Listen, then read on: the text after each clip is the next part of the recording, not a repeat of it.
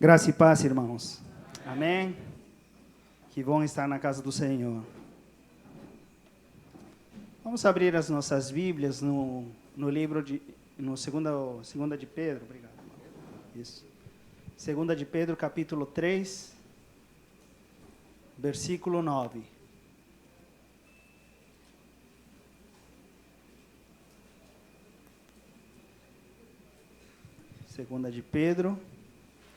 Segunda de Pedro está depois de Primeira de Pedro. Espero ter ajudado.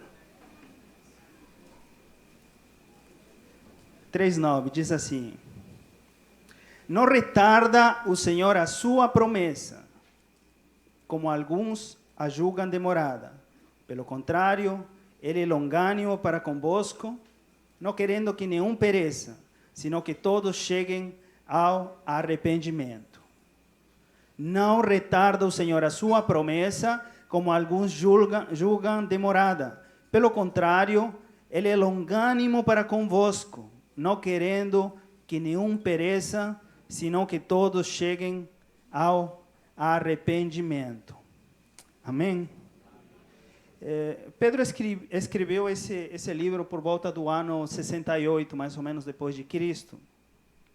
E havia uma preocupação, porque quando o Senhor ascendeu aos céus, Ele disse que Ele voltaria. Mas a maioria das pessoas acreditavam que essa volta seria iminente, né? Que não demoraria muito tempo, mas já tinha se passado mais de 30 anos e Ele ainda não tinha voltado.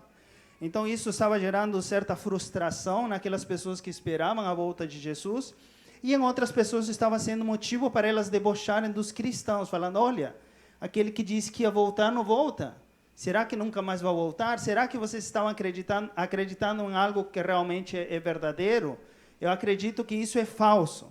Não, isso se estava prestando para muitas murmurações, né?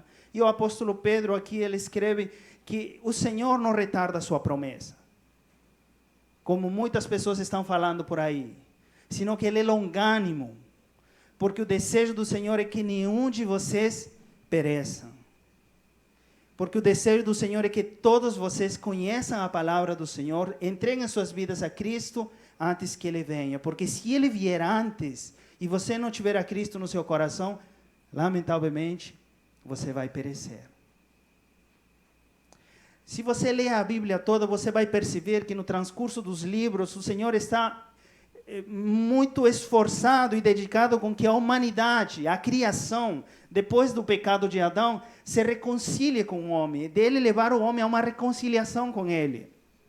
E você pode perceber inúmeros milagres, libertação de cativeiros, de opressão de outras nações, de reis opressores, de diferentes formas, o Senhor trazendo livramento para o povo de Israel, tratando, cuidando de que eles se voltem para Ele, de que eles se arrependam dos seus pecados, de que eles se voltem ao Senhor.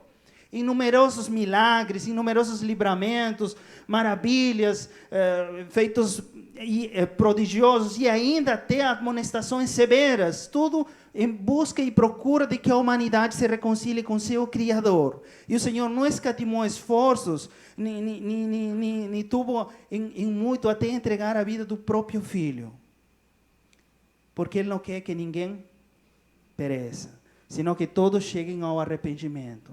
Em outras palavras, o Senhor queria alcançar até o último homem da terra.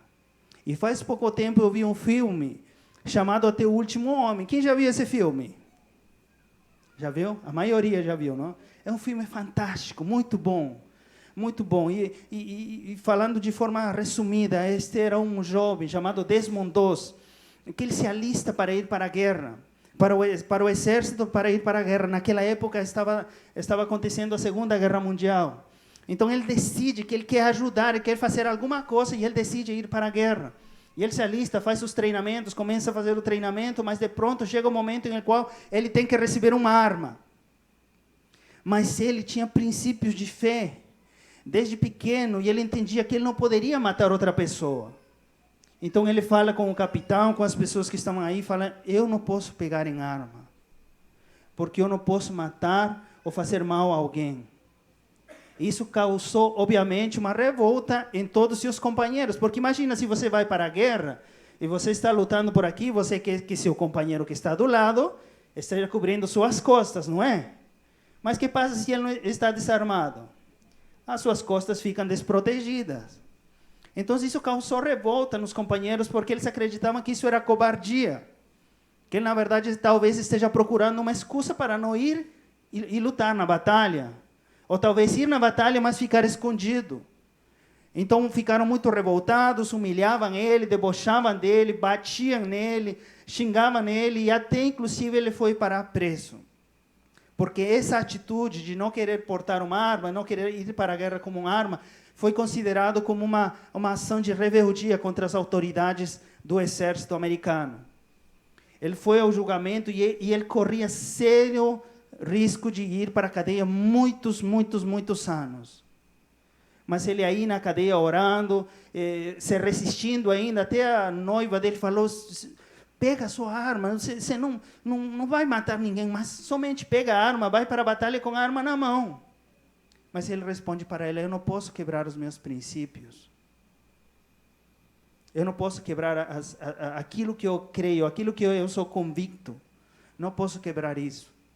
Então ele estava no momento de ser julgado, quando o pai dele entra. O pai dele tinha lutado na Primeira Guerra Mundial, o pai dele tinha sido condecorado pela bravura dele no campo de batalha, e ele tinha vários conhecidos. Ele acudiu àqueles conhecidos e ele conseguiu uma ajuda para que o filho dele, Desmond Doss, pudesse ir para a batalha sem portar uma arma. E você vê no filme que ele é autorizado para ele ir na batalha sem portar nenhuma arma. Produto daquele jovem ter ido na batalha, ele conseguiu resgatar 75 soldados americanos da morte sem portar uma arma. Aqueles soldados que estavam no chão, feridos, ele carregava, levava e salvava. 75 americanos salvos porque um homem decidiu acreditar e ir até o fundo nas suas convicções e decidiu lutar até pelo último homem. E algo que me chama muito a atenção nesse filme é uma oração que ele faz cada vez que ele resgata um. Ele fala, Deus, me dá mais um. Me dá mais um, Deus. Permite que eu salve mais um. Me dá mais um, Deus. Ele ia carregando um e ia procurar outro e fala, me dá mais um, Deus. Me dá mais um. Permite que eu salve mais um. Isso ardeu no meu coração e me fez lembrar aquilo que é o desejo do coração de Deus, que nenhum pereça. Então Deus quer chegar até o último homem. Aquele desejo ardente de Deus de salvar mais um estava aquele jovem Desmond Doss, mas esse desejo de salvar mais um tem que ser um desejo que está na igreja do Senhor. Tem que estar no coração de cada um de nós. Tem que arder como uma chama. Esse desejo não é a particularidade do missionário que está no campo, não é a particularidade do pastor ou daquele que está servindo no ministério. Esse desejo deve arder no coração de cada pessoa que tenha Cristo no seu coração. Amém? E trabalhando na ideia de alcançar até o último homem, existem algumas coisas que nós como igreja, nós como cristãos podemos fazer para alcançar até o último homem. E a primeira delas é oração. A oração tem sido muito negligenciada e descuidada no meio cristão, porque muitas outras coisas têm tomado prioridade sobre ela. Muitos preferem mais estar assistindo filmes ou jogando videogames do que passar tempo de oração na presença do Senhor. Se você, quando acorda, a primeira coisa que você faz é ver o seu celular e ver suas redes sociais para ver quantas curtidas você tem, quantas curtidas tem a sua foto, a sua mensagem, você tem sério problema. Se a última coisa que você faz quando você vai a dormir é dar uma olhada nas suas redes sociais, ao invés de orar diante do Senhor, agradecer pelo dia, você tem sérios problemas e você precisa mudar a sua atitude.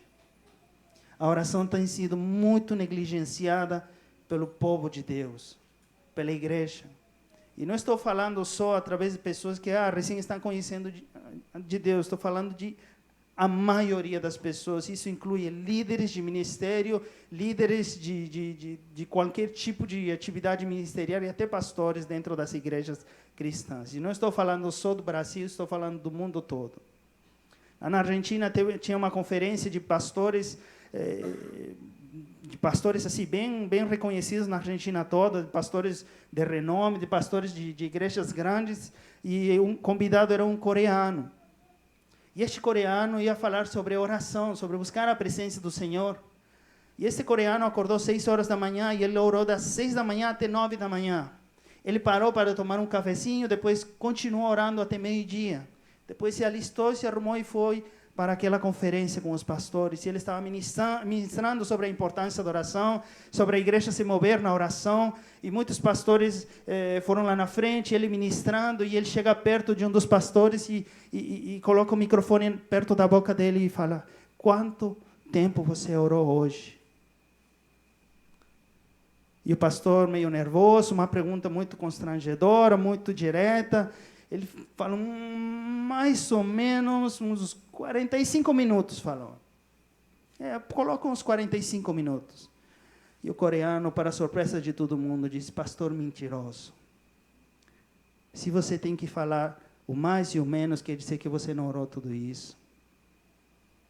Os demais pastores ficaram todos chocados e confrontados, e obviamente cada um foi dando um passinho para trás, né? Vai que estica o microfone para mim.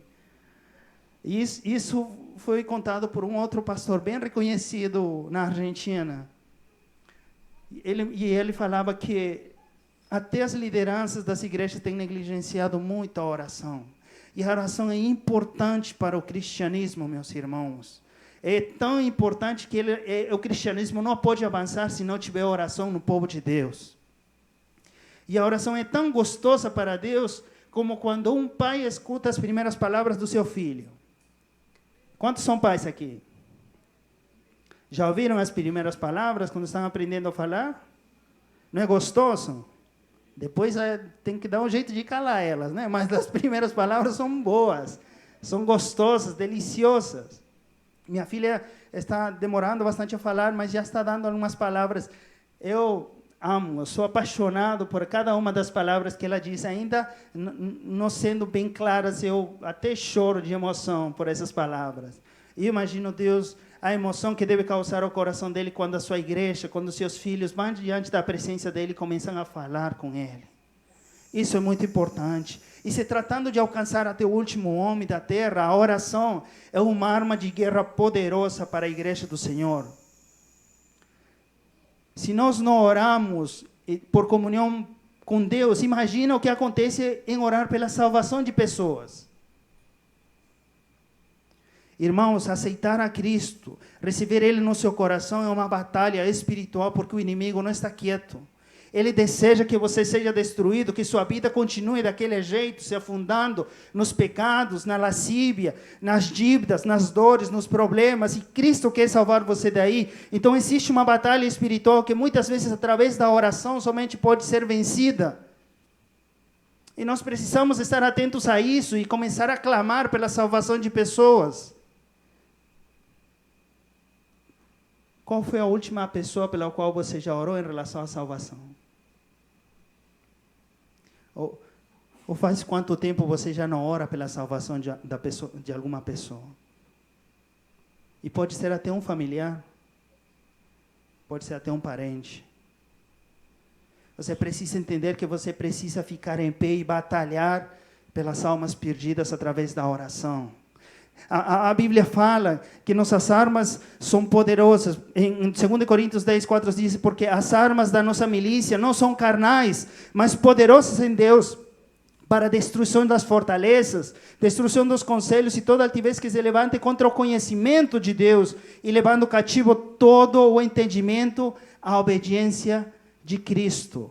Você tem uma arma poderosa na sua vida, você tem acesso a ela, e você precisa usar essa arma, porque há muitas pessoas cegas, cativas, com o entendimento fechado, que precisam ser libertos com o poder do Senhor através da oração.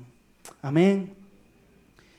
A minha salvação foi produto, obviamente, Cristo se revelou, o Espírito Santo falou no meu coração que eu precisava dele, mas foi produto de um ano de oração.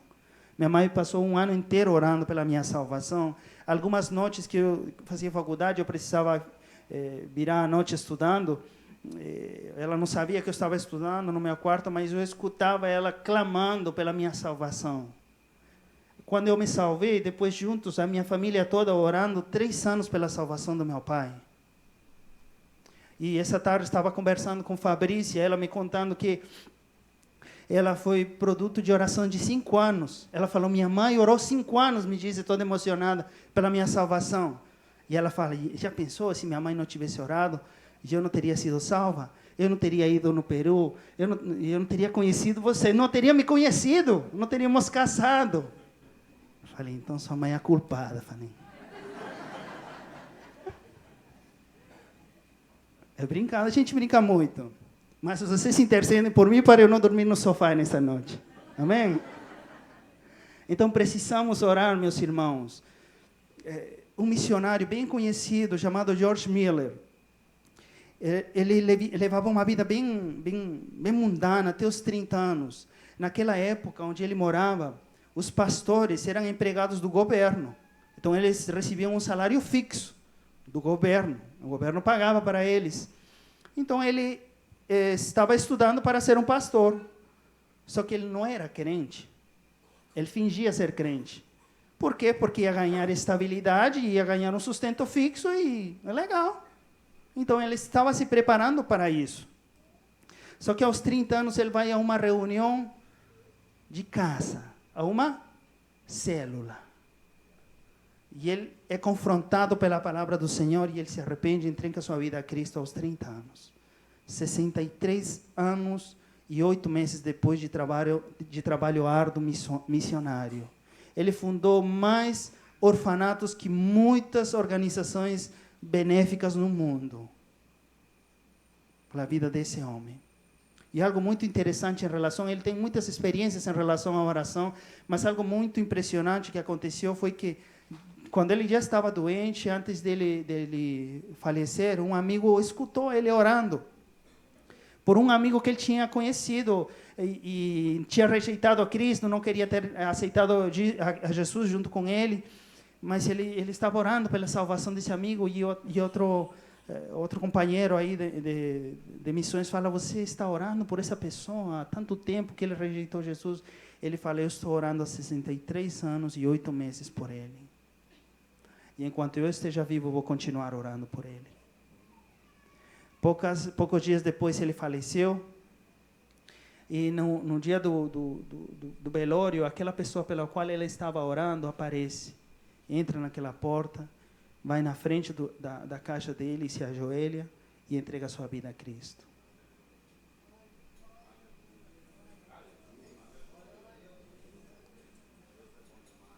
Quanto tempo você está orando por um familiar seu? Pela salvação da sua mãe, do seu pai, do seu irmão ou do seu filho? Faz quanto tempo que você já desistiu pela salvação dessa pessoa? Precisamos acreditar no poder da oração, meus irmãos. Precisamos exercitar a oração. Não desista, não se canse. Talvez não seja esse ano, talvez não seja o próximo ano, mas continue orando, que no momento certo, na oportunidade certa, essa pessoa vai ser salva, porque o Senhor é fiel às suas promessas. Amém? Porque você e sua casa vão servir ao Senhor. Amém? E em Samuel, 1 Samuel 12, 23, Samuel fala, enquanto a mim, longe de mim, que eu peque contra o Senhor, deixando de orar por vós. Antes vos ensinarei o caminho bom e direito. Está percebendo o que Samuel está dizendo aqui? Longe de mim que eu peque, deixando de orar por você. Para ele era pecado não orar por salvação. E o apóstolo Paulo, em Romanos 10:1, fala, irmãos, desejo do meu coração e a minha oração a Deus pelos israelitas é que eles sejam salvos. Tem que arder em nosso coração esse desejo de orar pela salvação de pessoas, meus irmãos. Precisamos orar por salvação de pessoas. Quando estávamos em Tacna, no campo missionário, nós começamos a fazer aquele trabalho de porta em porta. Esse trabalho não foi efetivo, então ficamos um pouco frustrados. Decidimos mudar de estratégia e começamos a contactar pessoas de forma casual. Só que a nossa célula começou a funcionar com Fabrícia e comigo. Só nós dois. Fabrícia ministrava o louvor e eu ministrava a palavra. Só tínhamos nós dois. Mas à medida que nós íamos conhecendo pessoas, nós íamos profetizando e declarando na nossa célula, declaro que essa pessoa vai estar aqui. E colocávamos a cadeira vazia aí. E imaginamos que a pessoa ia estar aí, e a outra pessoa, e fazíamos nossa célula, e fazíamos, e orávamos, e ministrávamos, e tinha a oração de ministração final. Mas depois de certo tempo, a maioria dessas pessoas pelas quais nós oramos estavam na nossa sala, se reunindo na nossa célula. Muitas delas depois ficavam até conversando de forma particular, abrindo o coração, chorando, entregando sua vida para Jesus ou falando das suas dificuldades. Mas uma atitude de fé e de oração por alguém que precisa de salvação pode fazer toda a diferença. Amém? Nós estamos entrando numa campanha nessa igreja que é a Casa de Paz. E muitas pessoas se frustram e falam, não consegui nenhuma casa, não deu certo, ninguém aceitou fazer a Casa de Paz. Mas talvez precisamos começar orando por alguma casa, que você sabe que precisa que a paz de Cristo entre nela. Então começa a trabalhar essa casa no âmbito espiritual. Começa a declarar, Senhor, faremos casa de paz nesse lugar. Eu declaro em nome de Jesus, repreendo toda obra do maligno, toda obra do diabo. Senhor, seja propício. Coloca uma situação idônea, adequada, para que eu possa chegar e essa pessoa possa receber uma casa de paz. Começa a trabalhar, começa a orar. Começa desde a hora. Não espere que o pastor fale, já vamos fazer casa de paz. Começa agora, começa hoje mesmo. Pense em alguma família agora, que você sabe que não tem a Cristo na família e que precisa da paz de Cristo dentro de casa. Já pensou em alguma? Sim? Talvez alguém pense em mais de uma. Vamos ficar em pé então? Ainda não estamos terminando.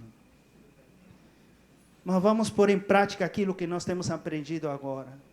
Vamos declarar em fé, vamos a orar, vamos a profetizar, que aquela casa que você colocou na sua mente, no seu coração, e a hora diante da presença do Senhor, será a sua próxima casa de paz. Amém? Pai, em nome de Jesus, nós queremos levantar um clamor nessa noite, Deus. E declarar, Senhor, que cada uma dessas casas que nós estamos colocando na nossa mente e no nosso coração, serão alcançadas e tocadas pelo poder do Senhor. Deus anjo, Senhor, trabalhará em favor. Teu Espírito Santo começará a trabalhar, trazendo convicção de pecado, convicção de que alguma coisa mais precisa nessa família. O Senhor propiciará situações e momentos idôneos para que nós possamos fazer o convite, Deus. Nós preparamos já no âmbito espiritual essa casa. Nós declaramos por fé. Nós estamos por fé pisando dentro daquela casa e declaramos que toda obra das trevas, toda opressão maligna vai cair por terra em nome de Jesus. E cada vez que nós entremos, cada reunião que nós tenhamos dentro dessa casa, o teu poder vai ser manifesto. E curas e milagres acontecerão. E maravilhas acontecerão. E o teu poder será manifesto para a glória, para a honra, para o louvor, para a alabança do teu santo nome, Pai. Nós declaramos isso.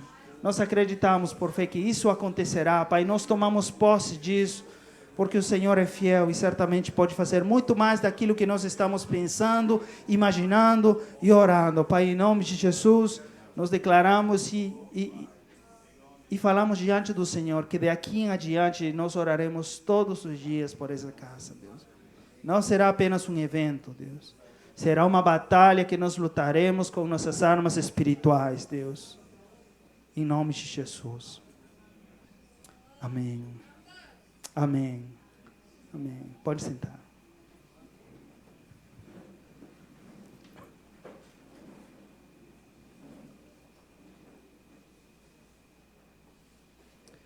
Então precisamos orar. É um velho segredo da igreja, uma velha arma que a igreja tem e pouco usa. Precisamos voltar a orar e enfaticamente pela salvação de pessoas.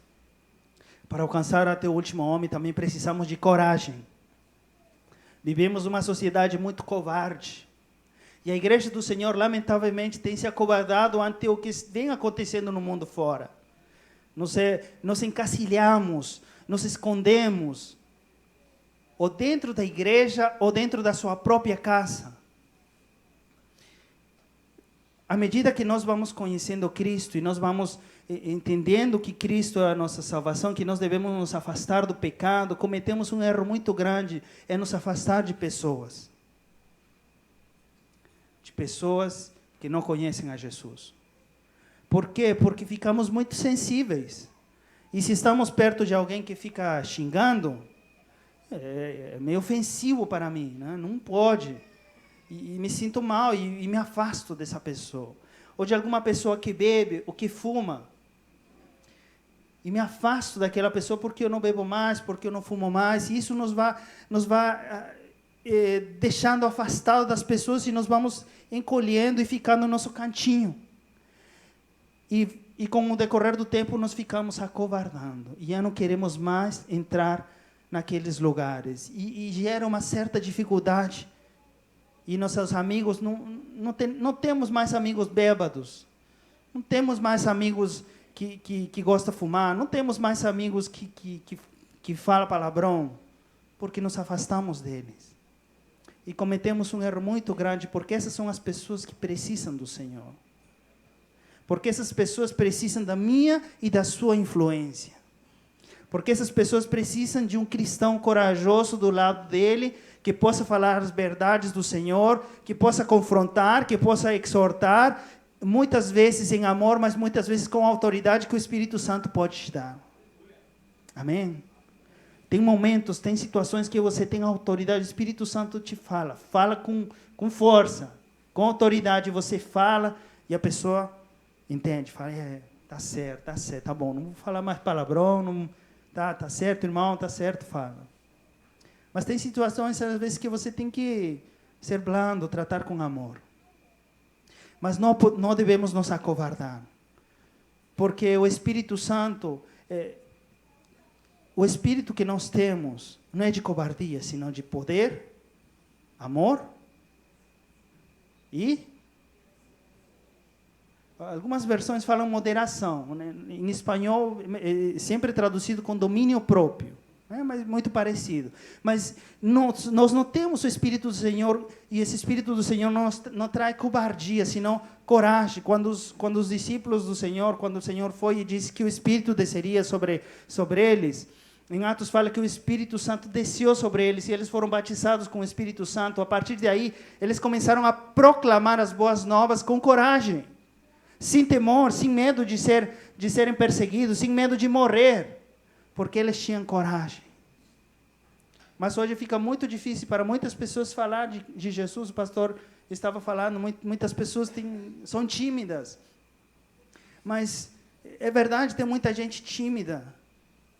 Mas algo que é mais preocupante quando você não é tímido, mas você não tem coragem de falar de Cristo por vergonha. Você pode falar de futebol, você pode falar de tudo, de novela, de filme, de tudo com alguém, mas você se sente temeroso de falar de Cristo. É porque você se está envergonhando de Cristo. E isso é covardia. E nós não podemos ser covardes, meus irmãos. Nós precisamos ser valentes. O Espírito do Senhor habita em você e Ele traz ousadia, valentia e coragem. Se isso não está ou não há na sua vida, você precisa se sumergir na presença do Senhor e pedir ao Espírito Santo de Deus que transforme essa covardia em coragem. E coragem não é ausência de temor. Coragem é você fazer aquilo que tem que ser feito ainda que você tenha temor. Porque senão não seria chamado de coragem. Porque você não tem medo de fazer, faz algo naturalmente. Mas quando você tem temor de fazer isso, você está vencendo esse temor e você está sendo corajoso. Isso é coragem. E nós temos o maior exemplo que foi nosso Senhor Jesus Cristo. Ele estava orando, Senhor, se é possível, passa de mim essa copa, mas que não seja feita a minha vontade. Porque ele sabia que ia morrer, ele sabia tudo que ia passar com ele. Mas ele corajosamente foi na cruz por você e por mim. E precisamos começar a exercitar coragem. Eu tenho um amigo, quando ele tinha 14 anos, nós estávamos da igreja, na escola dominical, e o missionário estava falando sobre nós sermos valentes, nós falarmos, nós temos autoridade em Cristo, né? E às vezes o inimigo quer se opor às coisas que Cristo quer fazer nas nossas vidas. Não? E nós estávamos trabalhando para um retiro de jovens. E nós tínhamos que arrecadar recursos e pedir permisso aos pais. Aí esse jovem de 14 anos, a mãe dele não era crente. E ele, depois da escola dominical, foi para casa e ele falou: mãe, tem um retiro tal, e eu queria ir e tal, depois de ter participado na EBD. Estava por fogo. E a mãe falou: você não vai, falou. Não vai com esses crentes e tal. E meu amigo de 14 anos se encheu de coragem. Tudo que tinha aprendido na escola dominical, falou: afasta-te de mim, Satanás. Foi aí que surgiu o primeiro mártir da minha igreja. Não, ele está vivo ainda, mas ele tem as marcas de Cristo no corpo todo. Ele era muito doido. Mas ele aprendeu muito aí, foi ministrado na EBD e pela mãe dele. Mas com 14 anos nós já demonstramos ousadia e coragem. Às vezes nós temos medo de errar, mas errando é que aprendemos. É melhor fazer alguma coisa que não fazer. É melhor fazer algo demonstrando coragem que ficar quieto e calado e não falar nada. Talvez você não tenha todo o conhecimento bíblico que a outra pessoa tem, mas você precisa falar do que Cristo fez na sua vida com coragem. Porque você está orgulhoso do que Deus fez por você. Porque você não se envergonha do que Cristo fez na sua vida, na sua casa, na sua família e do que está fazendo todos os dias da sua vida. Amém? Então seja corajoso em nome de Jesus.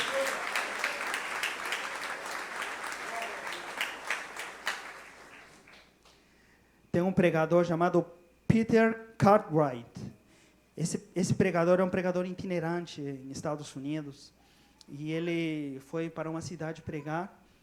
E antes de ministrar, ele estava orando e vieram algumas pessoas da igreja, algumas pessoas de influência da igreja, e falaram: olha, o presidente Andrew Jackson vai estar aqui. Isso foi no século XIX, 1800 e alguma coisa. O presidente Andrew Jackson vai estar aqui. Toma muito cuidado com aquilo que você vai falar. Modera suas palavras. E eles saíram. E o pregador foi na frente e ficou em pé e falou: antes de começar a palavra, eu quero dizer algo muito importante. Me foi falado que o presidente Andrew Jackson estaria aqui presente no nosso meio nessa noite. E algo importante que eu tenho para dizer para o presidente Jackson é que se ele não se arrepender dos seus pecados e receber a Cristo no seu coração, ele vai ir para o inferno. Ele começou a pregar. Quando terminou de pregar, o presidente foi correndo perto dele e falou: meu caro homem, se eu tivesse uma tropa de homens como você, eu conquistaria o mundo. Amém?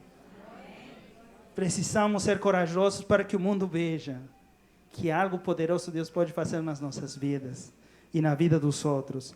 Amém? Tinha uns missionários lá no Peru. A minha igreja foi fundada por missionários e tinha várias igrejas onde missionários pastoreavam, lideravam e cuidavam das ovelhas. E nós fazíamos evangelismo todo domingo. Olha a ideia aqui, pastor. Todo domingo. Eu tinha escola dominical, saíamos da escola dominical. Não, antes de sair da escola dominical, nós limpávamos a igreja. Acabava a escola dominical, limpamos a igreja, deixamos. Eu que estava, quando era culto de missões, eu tinha que fazer todo o mural de missões. Depois íamos para casa, comíamos e voltávamos às 3 da tarde. Nós fazíamos uma oração e saíamos para o evangelismo até 5 da tarde. Voltávamos, fazíamos uma oração mais. Depois íamos para casa e voltávamos para a igreja às 7 da noite. E nós cultuávamos ao Senhor. Então, era uma rotina bem puxada. Mas muitos missionários, naquele período de evangelismo, eles iam a lugares um tanto remotos. E no Peru existia muita justiça social. Ainda tem, mas é menos. Então, eles depararam com um grupo de pessoas que tinham amarrado um homem num poste de luz, num pau de luz. E tinham desvestido ele e tinham batido, ele estava cheio de sangue. E eles estavam com gasolina ou querosene, alguma coisa assim, e eles iam prender fogo naquele homem porque ele era um ladrão. E os missionários se depararam com isso e chegaram e falaram, não pode fazer isso, e começaram a pregar, a falar que a justiça do Senhor, e a falar que isso é pecado, que matar é pecado, e começaram a exortar e pregar aí com valentia, com coragem. Gente, os peruanos, quando querem fazer isso, eles fazem. É um povo muito doido. Então, geralmente, geralmente são mais autóctonos, mais nativos, mais do interior. Então, eles vêm para a capital e isso é muito forte dentro deles. Aquela justiça social, eu fazer a justiça com minhas próprias mãos. Então, muitas pessoas que estavam aí eram pessoas nativas. Né? Mas os missionários foram muito ousados e corajosos e pregaram e falaram. E a maioria foi se dispersando e esse homem não foi ajusticiado, ele foi para a polícia e aí não sei o que deu, mas uma das pessoas que estava aí disposta a matar e queimar aquela pessoa, ela aceitou Jesus no coração, ela aceitou Jesus naquele momento, ela entregou sua vida e até agora está naquela igreja que os missionários trabalhavam, firme, servindo ao Senhor. Amém? Então, nós precisamos ser corajosos, ter atitude de coragem, e nós conseguiremos fazer coisas para o Senhor. Daquele filme que eu estava contando agora, Desmond II, dos 75 que ele resgatou, eles invadiram o Japão e eles subiram uma colina de 120 metros. Eles subiam aquela colina e chegavam lá em cima e os japoneses estavam esperando eles aí com lança-chamas, com metralhadoras, com granadas. Então, muitos dos americanos ficavam feridos, ficavam dispersados por toda aquela colina e outros saíam correndo. Porque os japoneses tinham cavado buracos, então eles estavam escondidos. Então, eles subiam, não tinha ninguém, iam avançando e, de pronto, do chão saíam aqueles japoneses e começavam a matar muitos americanos. Um dos que estava aí naquele momento foi Desmond II. E começou aquele ataque japonês. E todos os americanos fugiram, deixando os amigos para trás feridos. E ele, naquele momento, ele está fugindo também e para. E fala, Senhor, o que você quer de mim? E ele escuta uma voz, médico, médico. Ele tinha ido para servir sem arma, mas ele era o médico daquele exército, daquela tropa. Então ele entendeu a mensagem do Senhor, se encheu de coragem e começou a resgatar um por um. Ele ia, pegava, levava aquela colina tinha rede para descer, mas aqueles soldados não tinham perna, não tinham braço, estavam muito feridos, então ele improvisou com cordas uma forma de descer, e ele ia descendo.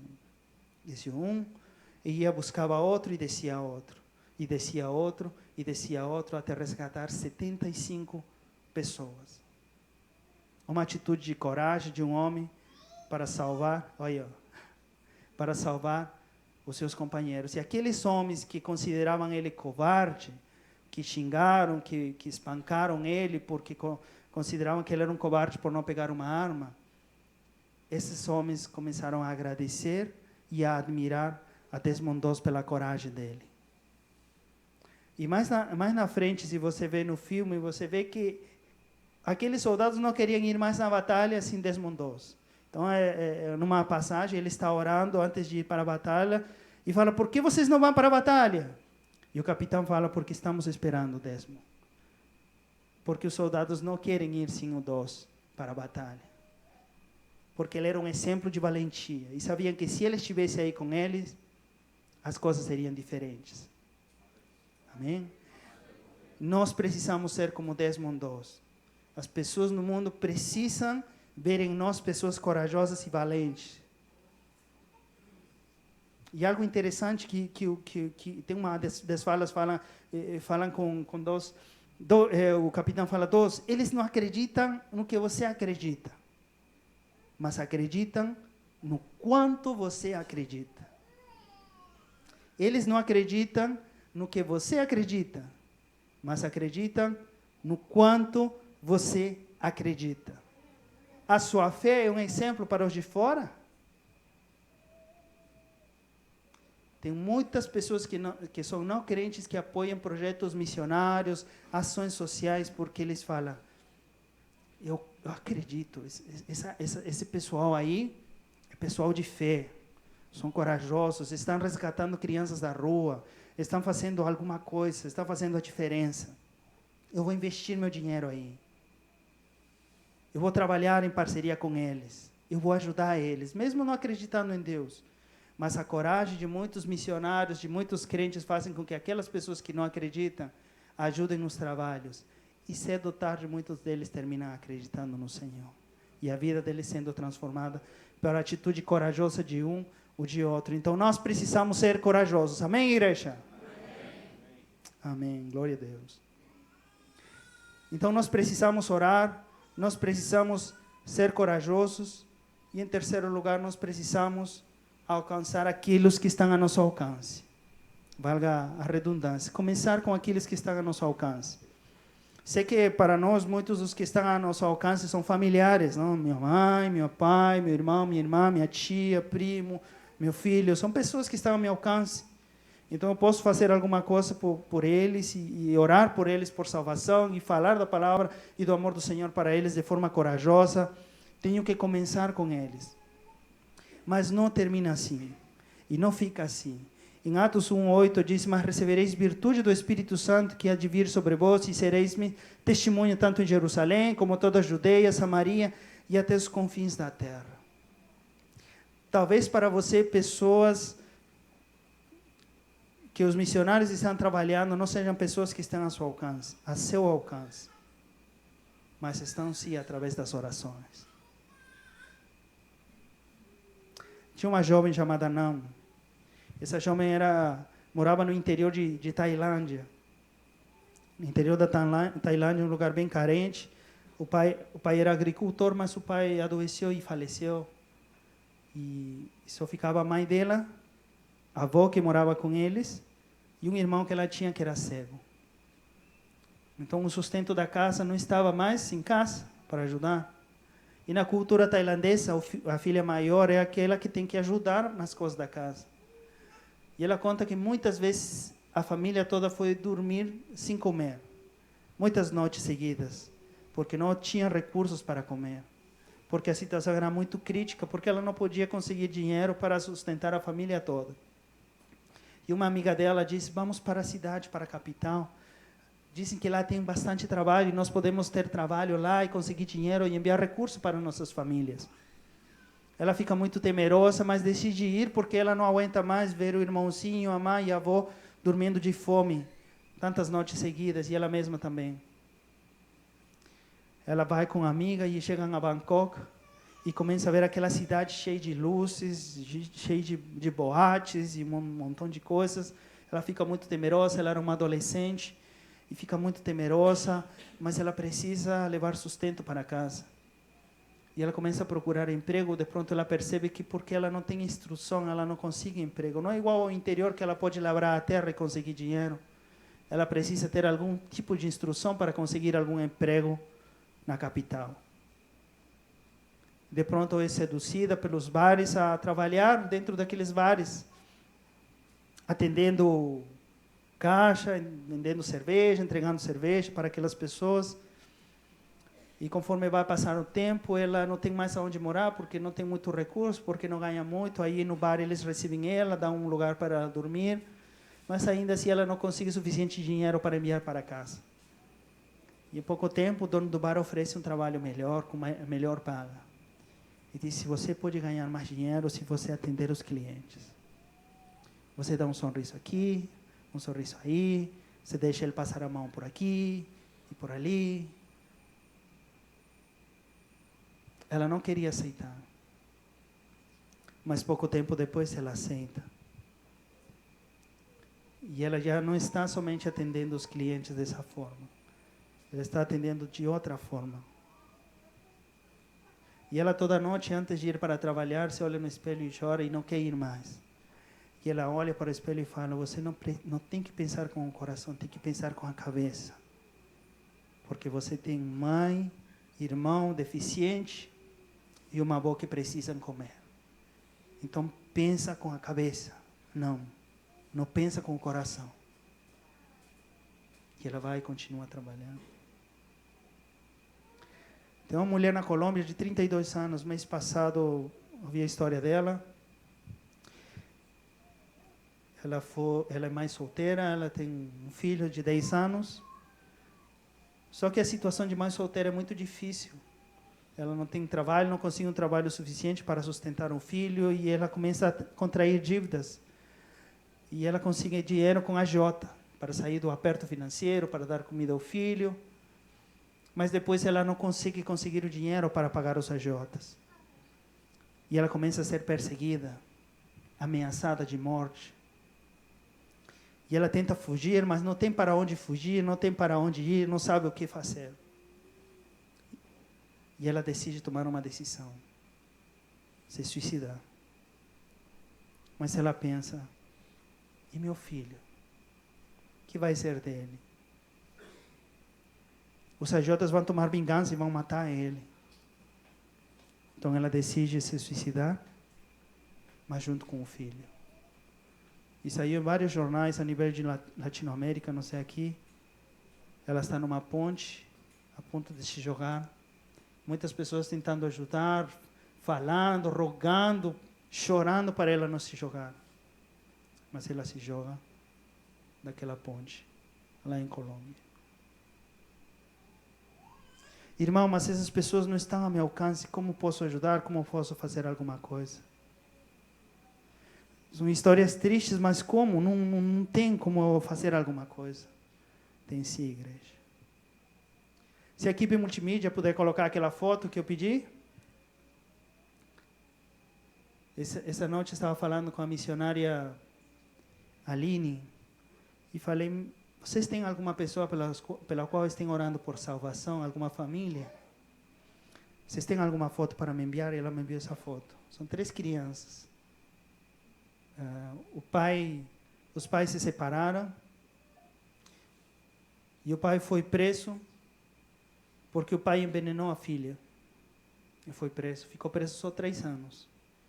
Ele saiu e agora a família toda está amedrontada porque esse homem pode atacar novamente, pode agredir novamente a esposa e os filhos. Os missionários estão orando e trabalhando por eles e com eles. Mas está muito longe, não está a nosso alcance. Sim, meus irmãos, está a nosso alcance, sim. Está ao seu alcance de uma oferta missionária. Está ao seu alcance de uma oração. Deus tem encurtado muito as nossas barreiras de distância através da internet. Se você começa com aqueles que estão a seu alcance perto, em algum momento Deus te vai dar a oportunidade de ir àqueles que estão mais longe. Porque para Deus não há barreiras nem limites. E o mundo todo, meus irmãos, está sedento, está precisando de uma palavra de amor, de uma palavra de consolo, de saber que há um Deus que pode tirar eles do buraco, que pode fazer alguma coisa pela vida deles, pela situação na qual eles estão vivendo, pelas circunstâncias pelas quais eles estão passando. Todas essas pessoas estão a seu alcance. E nós precisamos fazer alguma coisa. Começa orando. Seja corajoso e obedeça aos mandamentos que Deus te dá. Talvez alguém aqui tenha um chamado missionário e está negligenciando por temor. Ou talvez alguém aqui tenha um chamado de Deus para fazer um trabalho social, de criar um orfanato ou alguma coisa semelhante, mas você fala, mas não tenho recursos, como que eu faço? Seja valente, comece. Faça aquilo que o Senhor te mandar. Começa com aqueles que estão a seu alcance e certamente Deus fará maravilhas. Eu li uma frase de um homem que eu não conheço, se chama Valdir Venturi. Ele fala assim, as pessoas lutassem para conquistar pessoas e bons relacionamentos como lutam para conquistar bens e interesses próprios, teríamos menos brigas fúteis e mais amor, menos casais se separando e uma rede de amigos verdadeiros, imagino que seríamos cristãos de verdade. Às vezes o inimigo não quer tirar você da igreja, mas quer tirar do seu coração e da sua cabeça aquilo que realmente é importante. É que todos cheguem ao conhecimento do Senhor, de que todos sejam salvos, de que Ele quer que nós cheguemos até o último homem. Amém? Uma definição de fracasso é ter êxito na vida naquelas coisas que realmente não têm importância para Deus. Uma definição de fracasso é ter êxito na vida em coisas que não têm importância para Deus, ou não são relevantes para o reino. Isaías 6 fala: quem enviarei, quem irá por nós? É o clamor do Senhor hoje. A quem enviarei? Quem irá por nós? Como virão se não houver ninguém para que fale com eles?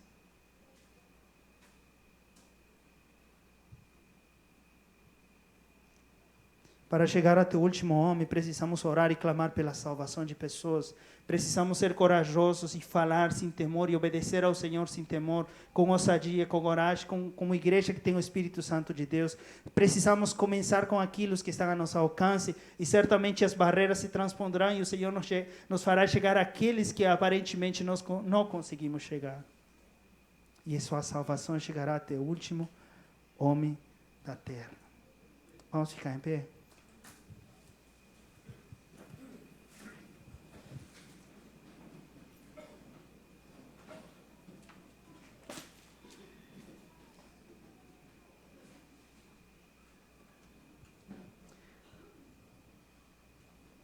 Sabe o que o mundo está fazendo com nós, irmãos? Ele está nos fazendo acreditar que nós somos o último homem da terra. E que nós devemos viver para nós mesmos, para nossos prazeres, para nossos deleites, para eu ser feliz, para eu me sentir bem, para eu me sentir realizado, para eu ter o que eu tenho, o que eu mereço, porque eu sou filho de Deus, eu mereço, eu tenho, eu. E essa mentalidade, meus irmãos, tem afetado muito a igreja do Senhor. Porque se nós estamos centrados em nós mesmos, como podemos alcançar aqueles que nunca ouviram? Como posso fazer a diferença pela vida de alguém que não conhece, se eu somente estou olhando para mim? E isso que o mundo prega e pregona em todo lugar, em toda rede social, em toda televisão, em toda rádio, em todo... até painel publicitário você pode ver isso.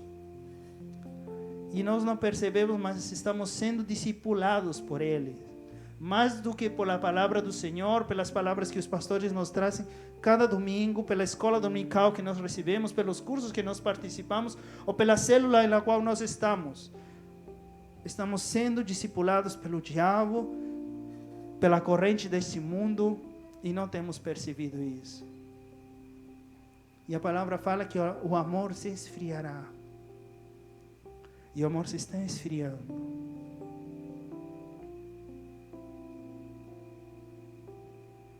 Precisamos aquecer esse amor. Amém?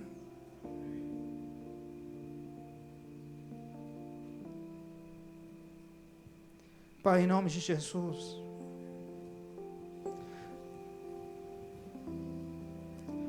O Senhor quer que todos sejam salvos, Deus.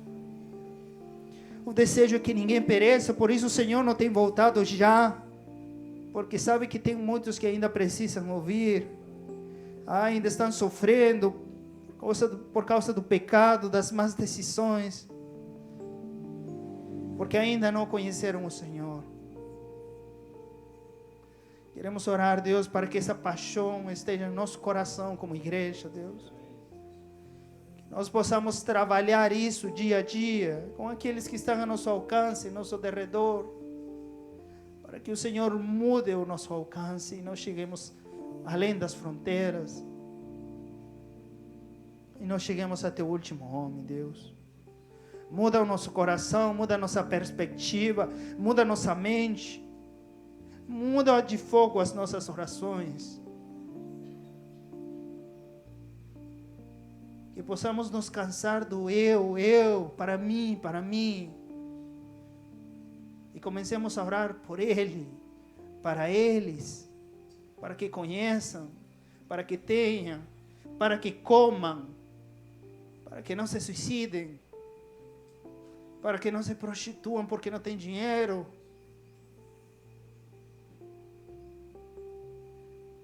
Nos ajuda, Senhor. Queremos ser uma igreja relevante. Queremos viver um cristianismo autêntico.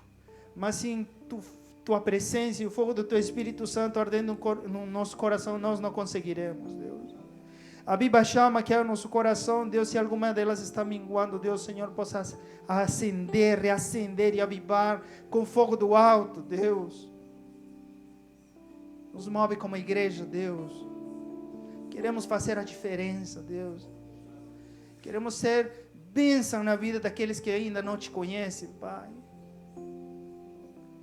E ainda que seja muito triste as coisas que eles fazem ou que eles falem, Deus. Certamente o Senhor não olha com esses olhos, senão olha com olhos de misericórdia, que nós possamos olhar com esse olhar de misericórdia, Deus. Nós temos os nossos missionários que estão trabalhando nos campos, que o Senhor possa derramar graça sobre a vida deles. Que nós possamos ser, Deus, realmente pessoas que estão guardando as costas deles através das orações. E se alguém aqui tem um chamado missionário e tem negligenciado, o chamado para fazer alguma coisa para o Senhor, possa obedecer e fazer sem temor, porque certamente o Senhor vai respaldar. E o teu poder vai ser manifesto nessa vida. E em cada coisa que essa pessoa empreender, e cada passo que essa pessoa dê, a tua glória vai ser manifesta, Deus. Porque estão caminhando em obediência ao Senhor. Porque eles podem ir onde eu não posso ir. Eles podem estar onde o pastor não pode estar. E assim chegaremos até o último homem. Em nome de Jesus. Amém.